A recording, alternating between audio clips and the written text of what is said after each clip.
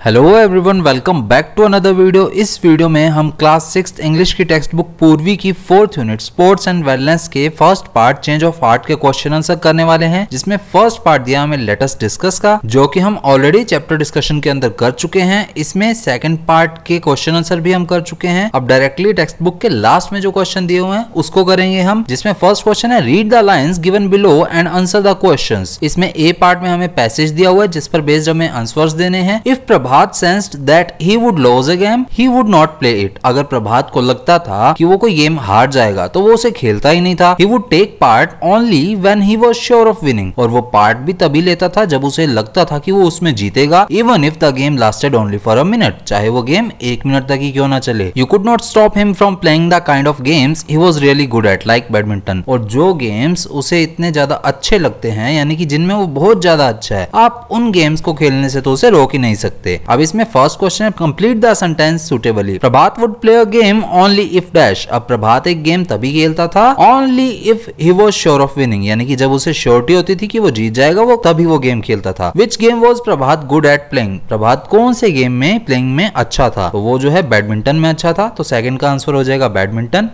Third question है select the most suitable option to complete the sentence. This behaviour of Prabhat tells us that he was dash. अब प्रभात का behaviour था, उससे हमें पता लगता था that he was good at the game, he was sure to win, he was afraid of losing. तो इनमें से क्या अप्रोप्रिएट ऑप्शन होगा, तो ऑप्शन नंबर सी जो है इसका करेक्ट होगा, अफ्रेड ऑफ लूजिंग। उसे जो है हारने का डर रहता था हमेशा। सेकंड पैसेज है surprisingly Prabhat could not sleep well that night. अब जिस दिन वो मैच हुआ, प्रभात उस रात को ढंग से नहीं सो पाया। ही had won the game but he did not feel as happy as he usually did. वो गेम तो जीत गया था लेकिन वो उतना खुश नहीं था जितना वो रेगुलरली रहता है। What was surprising was that Surya did not feel bad about losing. और सरप्राइज की बात तो ये थी कि सूर्या को हारने का कोई भी बैड फील नहीं आ रही थी। What was more surprising was that Prabhat saw Surya playing basketball the next day. और इससे भी ज्यादा सरप्राइजिंग बात क्या थी कि प्रभात ने सूर्या को नेक्स्ट डे बास्केटबॉल खेलते हुए देखा। इसमें फर्स्ट क्वेश्चन है select the one option that tells us about the way Prabhat was feeling that night. तो प्रभात उस रात कैसा फील कर रहा था, तो वो फील कर रहा था unhappy. Option number B. Why does Prabhat find Surya's behaviour surprising. तो प्रभात को सूर्या का बिहेवियर जो है वो सरप्राइजिंग क्यों लगा था। So Prabhat found Surya's behaviour surprising because Surya did not feel bad about losing and was still happy and carefree even while playing a game he was not good at, like basketball. Prabhat जो है उसे सूर्या का बिहेवियर सरप्राइजिंग इसलिए लगा क्योंकि सूर्या को हारने के बाद भी बुरा फील नहीं हो रहा था, वो भी खुश था, केयरफ्री था, यानी कि कोई टेंशन नहीं ले रहा था उस गेम में भी जिस गेम में वो बिल्कुल अच्छा नहीं है, जैसे कि बास्केटबॉल। नेक्स्ट क्वेश्चन है filling the blank by choosing the most suitable option given in the bracket. We can say that Surya's reaction to not winning was dash Prabhat's similar to, as serious as और different from. तो इसका option हो जाएगा different from, यानी कि हम ये कह सकते हैं कि सूर्या का रिएक्शन जो था वो प्रभात के रिएक्शन से डिफरेंट था। तो ऑप्शन नंबर थर्ड जो है इसका सही ऑप्शन होगा डिफरेंट फ्रॉम। अब सेकंड क्वेश्चन में 6 क्वेश्चंस दिए हुए हैं, जिसमें फर्स्ट क्वेश्चन है how did Prabhat attitude towards winning and losing affect his enjoyment of games in the beginning. अब प्रभात का जो एटीट्यूड था हारने और जीतने को लेकर, वो शुरुआत में गेम की एंजॉयमेंट में उसके लिए बाधा किस तरह से बना हुआ था, उसे किस तरह से अफेक्ट कर रहा था। So in the beginning Prabhat attitude towards winning and losing prevented him from enjoying the games. तो प्रभात का जो एटीट्यूड था जीतने और हारने को लेकर, वही चीज उसे रोक रही थी गेम्स को एंजॉय करने में। He was focused only on winning and when he lost it made him feel terrible. वो सिर्फ एक ही चीज पर फोकस करता था, सिर्फ जीतने पर, और जब उसे लगता था कि वो हारने वाला है तब उसे बहुत टेरिबल सा फील होता था, बहुत अनहैप्पी फील होता था। Why do you think Prabhat cheated in the beginning to win the badminton match against Surya. तो आपको क्या लगता है कि प्रभात ने शुरुआत में ही बैडमिंटन का मैच जीतने के लिए, सूर्या के साथ बैडमिंटन का मैच जो उसका हुआ था उससे जीतने के लिए चीटिंग क्यों की। सो प्रभात cheated in the badminton match because he was afraid of losing Surya. प्रभात ने बैडमिंटन के मैच में चीटिंग इसलिए की क्योंकि उसे सूर्या से हार जाने का डर था। He wanted to maintain his winning streak and avoid the bad feeling he associated with losing. उसे बस अपनी winning streak जो है वो बनानी थी, यानी कि वो जीतता जा रहा था, उसे जीत में ही रखना था, इसीलिए वो इस चीज को अवॉइड कर रहा था, इस बैड फीलिंग को जो कि उसे हारने की हमेशा रहती थी। How did सूर्या's attitude differ from प्रभात। तो सूर्या का जो एटीट्यूड है प्रभात के एटीट्यूड से किस तरह से डिफरेंट था। Surya's attitude was more relaxed and focused on enjoying the game whether he won or lost। अब सूर्या का जो एटीट्यूड था वो बहुत ही रिलैक्स था, फोकस था गेम को लेकर, वो गेम को एंजॉय करता था, उसे जीतने या हारने का कोई डर नहीं रहता था। In contrast Prabhat was obsessed with winning and felt terrible about losing which affected his enjoyment. और दूसरी तरफ प्रभात को हमेशा जीत की लालसा लगी रहती थी और जब भी उसे लगता था कि वो हारने वाला है उसे बहुत ही टेरिबल फील होता था, जो कि उसके एंजॉयमेंट में हमेशा बाधा बनता रहा। Dear, do you think Prabhat approach to games was healthy? Why और व्हाई नॉट? क्या आपको लगता है कि प्रभात की जो गेम्स को लेकर अप्रोच है वो हेल्दी थी? अगर थी तो किस तरह और नहीं थी तो किस तरह? So no, Prabhat approach was not healthy. तो नहीं, प्रभात की अप्रोच बिल्कुल भी हेल्दी नहीं थी। His obsession with winning and fear of losing prevented him from truly enjoying the games. अब उसका जो ऑब्सेशन था जीत को लेकर और उसे जो डर लगा रहता था हारने को लेकर, वही उसकी गेम्स में हमेशा बाधा बनता रहा है। A healthy approach involves enjoying the game and learning from both wins and losses. और एक हेल्दी अप्रोच क्या होती है? तो हेल्दी अप्रोच ये होती है कि अगर आप गेम खेल रहे हैं तो चाहे उसमें आप जीतें चाहे हारें, आपको उससे कुछ ना कुछ सीखना चाहिए और हमेशा गेम को एंजॉय करना चाहिए। नेक्स्ट है, why do you think sporting spirit is important? तो स्पोर्टिंग स्पिरिट इंपॉर्टेंट क्यों है? Sporting spirit is important because it teaches players to respect the rules, be fair and enjoy the game without worrying about the outcome. तो sporting spirit इसीलिए important है क्योंकि आपको सिखाता है दूसरे प्लेयर्स की रिस्पेक्ट करना, रूल्स की रिस्पेक्ट करना, गेम को फेयर तरीके से खेलना, गेम को एंजॉय करना और उसके आउटकम या उसके रिजल्ट की बिना चिंता किए ही खेलना। और इसमें क्वेश्चन है last, explain how the title of the story change of heart is suitable. तो चैप्टर का जो टाइटल है द चेंज ऑफ हार्ट, ये चैप्टर के लिए सुटेबल किस तरह है? The title change of heart is suitable because over the course of the story Prabhat undergoes a transformation in his attitude towards game. तो चेंज ऑफ हार्ट जो title है वो सुटेबल इसलिए है क्योंकि पूरी स्टोरी के ओवर कोर्स में हमने देखा, यानी कि पूरी स्टोरी के दौरान हमने देखा कि प्रभात जो है अपने अंदर एक ट्रांसफॉर्मेशन ला रहा है, अपने अंदर एक चेंज ला रहा है अपने एटीट्यूड के अंदर, वो भी किसके लिए? गेम्स को लेकर। He learns to enjoy the game for its own sake and not worry so much about winning और losing, reflecting a significant change in his mindset. अब वो किस चीज में फोकस कर रहा है? गेम की हार जीत को ना सोचकर वो सिर्फ इस चीज पर फोकस कर रहा है कि इसको ढंग से एंजॉय किस तरह से किया जाए और गेम के अंदर अपने एक्टिवनेस किस तरह से रखी जाए, जो कि उसके माइंडसेट में बहुत अच्छा चेंज ला रहा है। अब नेक्स्ट क्वेश्चन है, make as many words as possible using consecutive letters without changing the order of the letters from the words in the boxes, one has been done for you. अब यहाँ पर हमें 3 words दे रखे हैं जिसमें से एक हमें करके दिया है। हमें कहा है कि ये एक वर्ड है, इसमें से जितने भी वर्ड्स निकल सकते हैं वो आपको निकालने हैं, लेकिन कंडीशन ये है कि आपको इनके जो लेटर्स का ऑर्डर है वो चेंज नहीं करना, यानी कि सीक्वेंस में ही हमें निकालना। जैसे बैडमिंटन में देखिए, बैड शुरू से निकला, फिर एडमिन वर्ड निकला, फिर मिंट वर्ड निकला, फिर इन निकला, फिर टन निकला और फिर ऑन निकला। तो ये एक सीक्वेंस में रहा है, हमें बाकी 2 वर्ड्स भी इसी तरह सीक्वेंस में करने हैं। तो फिर नोमिनन का देखिए, फेनम है, फिर हैन है, फिर नो है, फिर मैन है और फिर ऑन है। अगर यहाँ पर एक और बॉक्स होता तो यहाँ पर मैं सेकंड नंबर पर ही यूज करता और उसके बाद हैन यूज करता मैं। अब थर्ड वर्ड है बास्केटबॉल, तो बास्केटबॉल का निकलेगा basket, as, ask, ball, all. Now you can choose words of your own and create your own such puzzles, share them with your class and try solving others.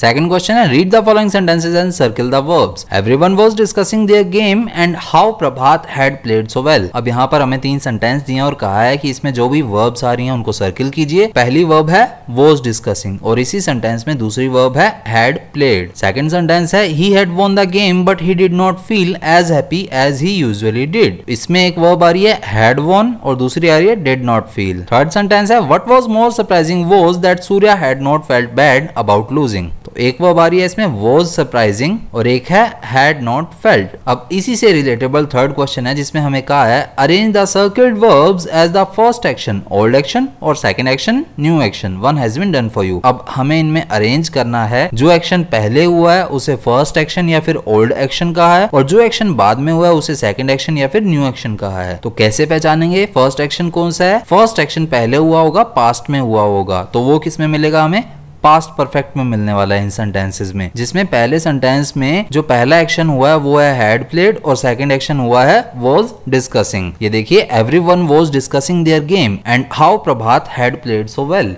तो अब इसमें पहला action क्या हुआ कि पहले प्रभात ने खेला है, उसके बाद सभी लोग डिस्कस कर रहे हैं, तो पहला एक्शन हैड प्लेड वाला है। सेकंड में देखिए he had won the game but he did not feel as happy as he usually did. तो पहला एक्शन हुआ है कि उसने गेम को जीता है, उसके बाद उसे ये फीलिंग आई है कि वो इतना हैप्पी नहीं है। तो इसमें हमारा फर्स्ट एक्शन हो जाएगा हैड वॉन और सेकंड एक्शन हो जाएगा डिड नॉट फील। फिर थर्ड सेंटेंस है what was more surprising was that Surya had not felt bad about losing. तो पहला एक्शन था कि सूर्या को हारने पर भी बुरा फील नहीं हुआ, और सेकंड एक्शन था कि ये सरप्राइजिंग थिंग लगी, और ये सरप्राइजिंग थिंग किसे लगी? प्रभात को। तो इसमें पहला एक्शन हो जाएगा हैड नॉट फेल्ट और सेकंड एक्शन हो जाएगा was more surprising.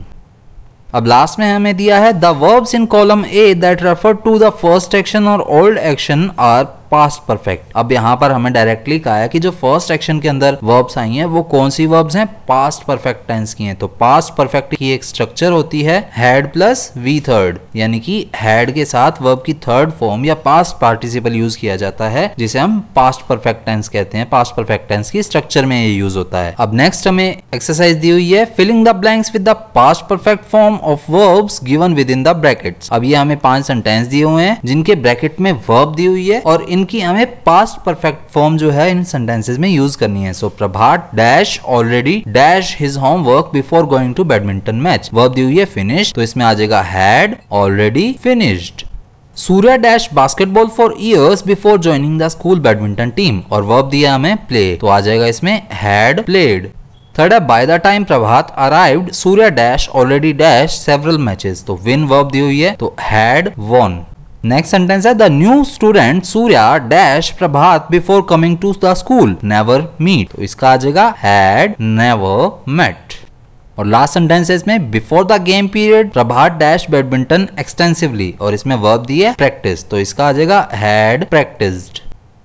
Next exercise है let us listen. You will listen to an announcement as you listen circle the pair that was chosen to play chess. अब हमें पहले तो इसमें ये अनाउंसमेंट पढ़नी है जो कि पेज नंबर 128 पर ट्रांसक्रिप्ट दिया हुआ था, वो मैंने यहाँ पर ऐड कर दिया है, और हमें कहा है कि आपको वो पेयर चूज करना है जो कि चेस खेलने के लिए इसमें आया है। हमें यहाँ पर 3 ऑप्शन दिए हैं, रीमा धीरज, गीता हितेश्वर, सरिता नूपुर। तो जो भी पेयर आया होगा हमें उसे यहाँ पर सर्किल करना है। तो इस ट्रांसक्रिप्शन को पढ़ेंगे। Good morning everyone, I know you all are excited about the Friday friendly matches. तो जो भी स्टोरी को नरेट कर रहा है वो कह रहा है कि गुड मॉर्निंग एवरीवन, मुझे पता है कि आप सभी फ्राइडे फ्रेंडली मैचेस के लिए बहुत ज्यादा एक्साइटेड हैं। This Friday we shall have 3 matches, 1 for chess, the next for kho kho and finally 1 for badminton. इस वीक में इस फ्राइडे में जो है 3 मैचेस होने वाले हैं, एक चेस का, एक खो खो का और लास्ट में बैडमिंटन का। I have put up the kho kho teams name list on the sports notice board. और यहाँ पर वो नरेटर कह रहा है कि मैंने जो है खो खो टीम्स के जो नेम है वो नोटिस बोर्ड पर लगा दिए हैं। Since this is a team game, your class 6B shall be playing against the class 6D kho kho team. और यहाँ पर हमें कहा है कि 2 टीम्स के बीच में मैच होगा, क्योंकि ये टीम गेम है तो 6th B एक टीम होगी और 6th D एक टीम होगी। The kho kho match refreshments are being sponsored by Zydium sports club. और ये जो रिफ्रेशमेंट्स होंगी खो खो मैच के लिए, इसके लिए स्पॉन्सरशिप आई है, वो किसके थ्रू आई है? Zydium के through, Zydium sports club. Let me clarify the spelling XYDIUM Zydium। और इन्होंने स्पेलिंग भी यहाँ पर क्लैरिफाई की है Zydium की। Now the places for the matches, the first one is chess. I'll take place in the first floor activity room with Vani as the scorekeeper। और अब यहाँ पर मैचेस के जो है प्लेसेस बताए हैं। पहला मैच जो है चेस का होगा वो कहाँ पर होगा? फर्स्ट फ्लोर का एक्टिविटी रूम जो है वहां पर ये मैच होगा, और इसकी स्कोर कीपर कौन होगी? Vani. Kho kho will be played in the sports ground where I myself will be the referee. और खो खो जो है वो कहाँ खेला जाएगा? स्पोर्ट्स ग्राउंड में, जहां पर मैं खुद रेफरी बनूंगा। और badminton we have chosen the multipurpose hall on the ground floor hall. और बैडमिंटन के लिए जो हमारा मल्टीपर्पज हॉल है ग्राउंड फ्लोर पर, उसे चूज किया गया है। The net will be put up there, और नेट वहां पर लगा दी जाएंगी। For the chess match, it had been decided that this match shall be played between Sarita and Nupur. हमें यही क्वेश्चन पूछा था कि किन किन के बीच में जो है मैच होने वाला है, तो ये डिसाइड किया गया कि चेस का जो मैच है वो सरिता और नूपुर के बीच में होगा। 2 matches will be played during the regular games period on Friday, but kho kho will be played in the second and third period। अब 2 मैचेस जो हैं वो तो रेगुलर टाइम पर होंगे, लेकिन खो खो का मैच जो है वो सेकंड और थर्ड पीरियड में होगा। Remember the खो खो team names are up on the sports notice board। और हमें ये चीज ध्यान रखनी है कि जो खो खो टीम के नेम्स हैं वो स्पोर्ट्स नोटिस बोर्ड पर लगा दिए गए हैं। Good luck. तो अब हमें जो चीज पूछी थी कि सर्किल करना उस पेयर को जो चेस के लिए खेलेंगे, तो वो है सरिता और नूपुर। तो ये हमारा आंसर हो जाएगा इसमें। अब नेक्स्ट क्वेश्चन है यहाँ पर, you will once again listen to the announcement. अब आप फिर से एक बार अनाउंसमेंट को पढ़िए as you listen, filling the notes with important details. तो उसके साथ साथ आप पढ़ने के साथ साथ इन इंपॉर्टेंट डिटेल्स को फिल करेंगे। How many Friday matches will be played. तो फ्राइडे को कितने मैच खेले जाने हैं, तो 3 मैचेस खेले जाएंगे, वो हमें ऊपर यहाँ पर बताया है। What was put up on the sports notice board. तो स्पोर्ट्स नोटिस बोर्ड पर क्या लगाया गया है, the kho kho teams names list. तो खो खो टीम में कौन कौन से प्लेयर खेलेंगे उसके नेम की लिस्ट वहां पर लगी हुई है। Who will sponsor the kho kho teams refreshment. तो खो खो टीम रिफ्रेशमेंट के स्पॉन्सर कौन है, तो वो है Zydium sports club. Who will be the scorekeeper for chess. तो चेस का स्कोर कीपर कौन होगा, Vani. Who will be the referee for kho kho. तो खो खो का रेफरी कौन होगा, तो ये होंगे द स्पीकर, जो भी इसको नरेट कर रहा है, यानी कि teacher. Which Friday period are meant for kho kho. तो खो खो के लिए कौन सा फ्राइडे पीरियड लगाया गया, तो सेकंड और थर्ड पीरियड जो है वो चूज किए गए खो खो के गेम के लिए। अब नेक्स्ट एक्टिविटी हमें यहाँ पर दी हुई है, लेट अस स्पीक की look at the situations given below. अब यहाँ पर हमें कुछ सिचुएशंस दी गई हैं। In pairs take turns to use the 3 magic words please, thank you and sorry. अब पेयर्स में हमें काम करना है और 3 मैजिक वर्ड्स हैं, प्लीज, थैंक यू और सॉरी। इनका यूज करना है हमें for the situations given below, जो कि हमें यहाँ पर नीचे 8 सिचुएशंस दे रखी हैं, इनके लिए यूज करना है। Use the prompts given in the table to learn how to thank and apologise properly. और हमें यहाँ पर एक टेबल दे रखी है जिनसे हमें सीखना है कि इन तीनों को हम कैसे यूज करेंगे, यानी कि रिक्वेस्ट कैसे करेंगे, सॉरी कैसे बोलेंगे और थैंक कैसे करेंगे। तो रिक्वेस्ट के लिए हमें यूज करना है कुड यू प्लीज से सेंटेंस स्टार्ट करना है, या please can you help me with, या फिर काइंडली और लास्ट में प्लीज। इनसे हम रिक्वेस्ट करेंगे। रूड बिहेवियर के लिए अगर हम सॉरी बोल रहे हैं तो I am very very sorry for the way I behaved, और I apologise, I was out of line. और एक मिस्टेक के लिए I am sorry that was my fault, ये हमें यूज करना है सेंटेंस में। और थैंकफुलनेस के लिए हमें यूज करना है thank you, it means so much to me that you, I truly appreciate you help me with, thank you, I wish to thank you from the bottom of my heart because you dash. तो ये 3 चीजें हमें thankfulness के लिए represent करनी है। तो 8 sentences जो हैं वो हमें दिए हुए हैं, जिसमें फर्स्ट है you are Vani, you want to request your friends to take you in their team during games period. तो आप वानी हैं और आपको रिक्वेस्ट करनी है अपने फ्रेंड्स को कि वो गेम्स पीरियड के अंदर आपको अपने टीम में लें। तो इसके लिए सेंटेंस है could you please take me in your team for the games period. अब ये वानी अपने फ्रेंड्स को बोल रही है कि क्या आप मुझे अपनी टीम में ले लेंगे गेम्स पीरियड के लिए। I really want to play with you all, क्योंकि मैं आप सभी के साथ खेलना चाहती हूँ। सेकंड सेंटेंस है you are Saumyavan, you want to tell Hitesh to help you with the cleaning of the classroom cupboard. तो क्लासरूम का कबर्ड आपको साफ करना है, तो उसके लिए आपको हेल्प चाहिए हितेश की, तो आप उससे इसके बारे में रिक्वेस्ट करना चाहते हैं, हेल्प मांगना चाहते हैं। तो अब यहाँ पर सौम्यवन कह रहा है हितेश को, Hitesh could you please help me clean the classroom cupboard, it would make things easier if we do it together. तो अब सौम्यवन हितेश को रिक्वेस्ट कर रहा है कि क्या तुम क्लासरूम का कबर्ड साफ करने में मेरी हेल्प करोगे, ये बहुत ही इजी हो जाएगा हमारे लिए अगर हम मिलकर इसे करेंगे तो। थर्ड सेंटेंस है you are Sumit, you accidentally spilled water on नूपुर's डेस्क। तो एक्सीडेंटली हुआ है, तो ये एक मिस्टेक है। तो यहाँ पर सुमित कह रहा है I am really sorry Nupur, I didn't mean to spill water on your desk, let me clean it up. तो अब सुमित कह रहा है कि मुझे माफ करना नूपुर, गलती से तुम्हारे डेस्क पर जो है यहाँ पर मुझसे पानी गिर गया, चलो मैं इसे क्लीन करने में तुम्हारी हेल्प कर देता हूँ। नेक्स्ट है you are Hitesh, you forgot to get Simran's art file to school. तो आप हितेश हैं, आप सिमरन की आर्ट फाइल जो है स्कूल में लाना भूल गए हैं, तो उसके लिए आपको अपोलोजाइज करना पड़ेगा। तो हितेश कह रहा है I am sorry Simran, I forgot to bring your art file to school, I will make sure to get it tomorrow. तो अब यहाँ पर हितेश सिमरन को सॉरी बोल रहा है और कह रहा है कि मैं तुम्हारी आर्ट फाइल जो है स्कूल में लाना भूल गया, मैं कल इसे श्योरली ले आऊंगा। नेक्स्ट सेंटेंस है यहाँ पर you are Kirti, you spoke rudely to Nupur. तो आप कृति हैं, आपने नूपुर से रूडली बोला है, तो उसके लिए आपको सॉरी बोलनी है। सो कृति नूपुर को कह रही है Nupur I am very sorry for the way I spoke to you earlier, मैंने तुमसे जिस तरह से पहले बोला उसके लिए मैं बहुत ही शर्मिंदा हूँ, मैं तुम्हें सॉरी कह रही हूँ। I shouldn't have been rude, मुझे इस तरह से रूड नहीं होना चाहिए था। अब नेक्स्ट सेंटेंस है you are Mohan, you wish to thank Hitesh for helping you practise for the inner house speech competition. तो इंटर हाउस स्पीच कॉम्पिटिशन के लिए प्रैक्टिस करने में हितेश ने आपकी हेल्प की है, तो उसके लिए आपको थैंक यू बोलना, और आप है मोहन। तो मोहन यहाँ पे कह रहा है thank you so much Hitesh for helping me practise for the speech competition, it really means a lot to me. Mohan कह रहा है thank you so much Hitesh, तुमने मेरी स्पीच कॉम्पिटिशन के लिए बहुत ज्यादा हेल्प की प्रैक्टिस में, ये मेरे लिए बहुत ही कामगार साबित हुई। नेक्स्ट है you are Mehar, you are grateful that Simran helped you understand a chapter taught at school when you are absent. तो आप मेहर हैं, आपको सिमरन को हेल्प करने के लिए थैंकफुलनेस रिप्रेजेंट करनी है, क्योंकि जब आप एब्सेंट थे तब उसने आपको हेल्प की इस चैप्टर को पढ़ने में। तो तो इसके लिए thank you Simran for explaining that chapter to me when I was absent, it really helped me catch up. तो महर अब सिमरन को थैंक्स कर रही है कि थैंक यू वेरी मच सिमरन, तुमने मेरी हेल्प की जब मैं एब्सेंट थी, तब मुझे चैप्टर समझाया और इससे मुझे इसे कैच करने में बहुत ही आसानी हुई। और लास्ट सेंटेंस इसमें दिया हुआ है, you are Reema, you are thankful to Geeta for helping you collect the notebooks from the staff room. तो आप रीमा हैं, आपको गीता को थैंकफुलनेस रिप्रेजेंट करना है क्योंकि स्टाफ रूम से नोटबुक्स लाने में उसने आपकी हेल्प की है। सो रीमा कह रही है thank you Geeta for helping me collect that notebooks from the staff room, I appreciate your help. तो रीमा अब यहाँ पर गीता को थैंक यू बोल रही है और कह रही है कि तुमने स्टाफ रूम से नोटबुक्स लाने में मेरी हेल्प की, इसके लिए मैं तुम्हें बहुत ज्यादा धन्यवाद करती हूँ और अप्रिशिएट भी करती हूँ तुम्हारी हेल्प को। अब नेक्स्ट दिया हुआ है, Prabhat manage to change the scoreboard while Surya was looking elsewhere. तो सूर्या जब इधर उधर देख रहा था तब प्रभात ने स्कोर बोर्ड चेंज कर दिया था। Yet he did not feel so happy that night, फिर भी अगर वो जीत भी गया तो भी उसे बुरा लग रहा था उस रात को। Unable to sleep he decided to write down his feelings in his diary, और इसीलिए क्योंकि उसे नींद नहीं आ रही थी तो उसने डिसाइड किया कि वो अपनी फीलिंग्स जो है एक डायरी में लिखेगा। Given below is the page where he wrote his feelings that night. तो यहाँ पर नीचे एक डायरी एंट्री दी हुई है जिसमें उसने अपनी फीलिंग्स लिखी थी। Complete it with the help of the phrases given in the box below. अब इस बॉक्स में हमें यहाँ पर फ्रेजेस दी हुई हैं, ये 8 फ्रेजेस दी हुई हैं जिन्हें हमें इस डायरी एंट्री में फिल करना है।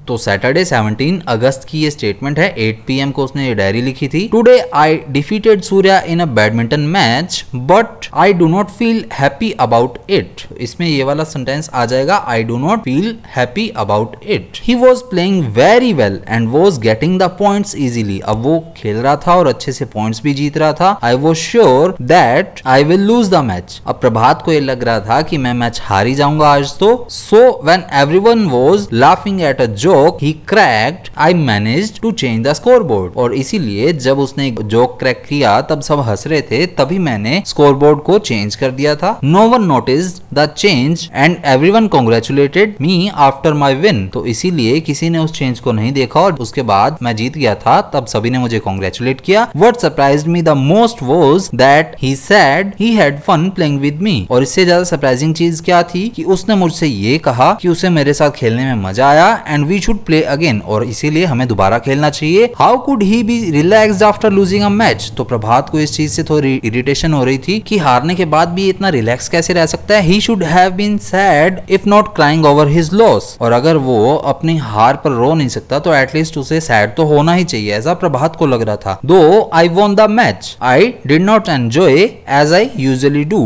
तो अब हालांकि मैं मैच जीत गया था लेकिन मैं उतना खुश नहीं था जितना मैं खुश होता हूँ। It really disturb me that Surya did not feel bad. तो ये चीज मुझे बहुत ज्यादा तंग कर रही थी कि सूर्या को बुरा नहीं लग रहा अबाउट लूजिंग द मैच, क्योंकि वो हार गया था फिर भी उसे बुरा नहीं लग रहा। ये चीज मुझे ज्यादा डिस्टर्ब कर रही थी। It is still bothering me, और ये अभी भी मुझे तंग कर रही है। Is it because I change the score. अब ये मुझे इतना बॉदर क्यों कर रही है, क्योंकि इसलिए क्योंकि मैंने स्कोर बोर्ड चेंज कर दिया। I do not understand my self. ये चीज मुझे खुद ही समझ नहीं आ रही है। Let me sleep now, I feel that it may make me feel better. अब मुझे लगता है कि मुझे सो जाना चाहिए, शायद इसी से मुझे बेटर फील हो। Good night. तो इसमें ये जितने भी फिलअप्स थे यहाँ पर हमने ऐड कर लिए हैं, इसके आंसर्स मैंने नीचे ऐड कर दिए हैं। अब लास्ट में हमें यहाँ पर दिया हुआ लेट अस एक्सप्लोर में read the brief bio sketches of sports person from India. तो इंडिया के स्पोर्ट्स पर्सन के बायो स्केचेस यहाँ पर दे रखे हैं, जिसमें फर्स्ट है दीपिका कुमारी, आर्चर फ्रॉम झारखंड। तो ये झारखंड से हैं और ये आर्कर है, यानी कि आर्चरी गेम खेलती हैं। Father and auto rickshaw driver and mother a nurse. तो इनके फादर जो है ऑटो रिक्शा ड्राइवर है और मदर जो है इनकी नर्स है। Practised archery while aiming for mangoes with stones. तो इनकी आर्चरी की प्रैक्टिस हुई जब ये स्टोन्स मारती थी मैंगोज को, तब इनकी आर्चरी की जो प्रैक्टिस है वो हुई। Practised archery with homemade bamboo Bhoj and arrows. तो इनकी प्रैक्टिस कैसे होती थी आर्चरी की, जो घर पर ही बने हुए बम्बू के बोज और एरोज होते थे उनसे ये प्रैक्टिस करती थी। ज्वाइंट टाटा